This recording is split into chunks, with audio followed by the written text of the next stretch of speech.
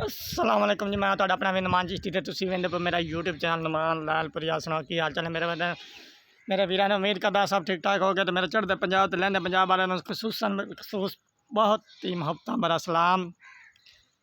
तो अज का व्लॉग करते हैं शुरू। तो एक भाई ने कॉमेंट किया है खास वीडियो उन्होंने वास्ते भाई शहजाद मोहम्मद शहजाद काठिया साहब उन्होंने वास्ते कि क्योंकि कल मैं वीडियो बनाई ट्यूबवैल से अपनी ट्यूबवैल गया सोलर वाली तो उत्थे बनाई। तो भाई शहजाद ने आख्या कि अपना भाई अपना डेरे ते वीडियो बनाई करो।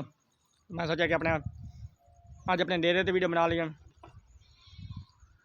तो आए भाई मेरा डेरा ये देखो आए अपना डेरा खलोता है। तो गड्डी ट्रैक्टर खलोता है। आया अपना माल डंगर खलोता है। ये देखो आया साढ़ा बाजार आए अपना हुक्का है। हुक्का बखदा बाद आप हुक्का छेक रहे हैं। सुनाओ की हाल चाल है मेरे वीरां दे। ते बहुत ही अफसोस की गल है कि अपने मुसलमानों का इतना अजाब आ गया कि क़यामत दी निशानियां ज़ाहिर हो रही हैं कि ज़मीन कंब रही है, ज़लज़ले आ रहे हैं, सैलाब आ रहे हैं। अल्लाह ताला का फरमान है कि क़यामत दी निशानियां जो निशानियां भी है कि जमीन रूह ज़मीन तो पानी होएगा। तो और आप वेख रहे हैं बिरा के दुश्मन असी भी वेख चुके हैं। तो वेखते पे हैं। अगले दिन वीडियो आई हुई है फेसबुक तो फैसलाबाद दो बिरावां ने लड़ाई हुई। तो लड़ाई के दौरान एक भाई ने दूसरे भाई ने गोली मार के कत्ल कर दिता है। अल्लाह ताला दे जेड़े अल्लाह ताला का फरमान है कि जेड़ा ना गलत नूं गलत जेड़ा ना नहीं समझदा ना या गलत नूं गलत आख नहीं सकता वो मुसलमान नहीं हो सकता। क्योंकि वेखो अपने मुल्क मतलब पाकिस्तान है कितना गलत हो रहा है, केड़ा कुछ नहीं हो रहा। फाशी बेहयाई टिकटॉक तो हर पासे फाशी बेहयाई छा रही है छा गई है। क्योंकि टिकटॉक तो जोड़े लाइव बंदे ने मैं उन्होंने बारे गल करता था कि अल्लाह पना दे इतनी गंदियां गंदियां गलीज गल्लां करते हैं कि बंदे सुन के शर्म आती है। तो उन्होंने बोलने वाली शर्म नहीं आती।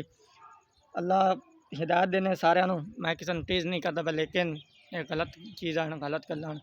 अपने नबी अलैहिस्सलातु वस्सलाम का फरमान है कि जेड़े बंदा उस गलत उन्हें चीज़ों का वो जो नाम है मैं नाम नहीं लवना चाहता वो नाम लेंदा ना एक बार जबान तो नाम लेंदा उनका उनकी जबान 70 दिन नापाक रही। तो सोचो भी जो बंदा ये हर वक्त वही अल्फाज बोलदियां रहिंदियां ने औरतां भी हैं बंदे ही हैं। तो उन्होंने किन्ने दिन जबान नापाक रही होती। तो जिन्हें जबान नापाक होती उन्हें दुआ काबिल कबूल नहीं होती है।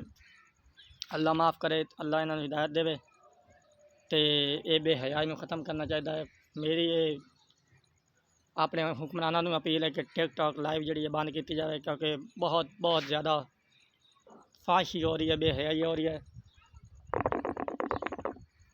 बाकी करा ना करन मर्जी की गल्लां लेकिन मेरी गल्ला करने का मकसद है कि जेडे अपने तजाब आ रहे ना हज़रत मूसा अलैहिस्सलाम की कौम में कोई कुछ काफिराना कुछ मुसलमान हो गया लेकिन अजाब पूरी कौम ते आ गया। तो सुक्की ना सिन्नी सारी सड़दी। इन्होंने गरीबों का कोई कसूर को नहीं जेडे सैलाब बुढ़े बन या जिन्होंने फसलें तबाह हो गई या जेडे इन्ने नुकसान जल के घर डा के डवा के बैठे दरिया की मान से उन्होंने की कसूर है। कसूर किसी एक बंदे का होंदा लेकिन सुन्नी ने वड्डिया ने सियाणिया ने सिन्नी ना सुक्की सारी सड़दी है। तो लिहाजा कुछ आप ले निगे मारिए कि आप कियां तो ये अजाब क्यों आ रहा है। सारा दोष सैलाब नूं या दरिया नूं नहीं दिता जाता।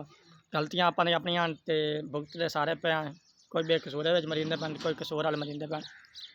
लिहाजा बस सही है। अल्लाह हाफिज़।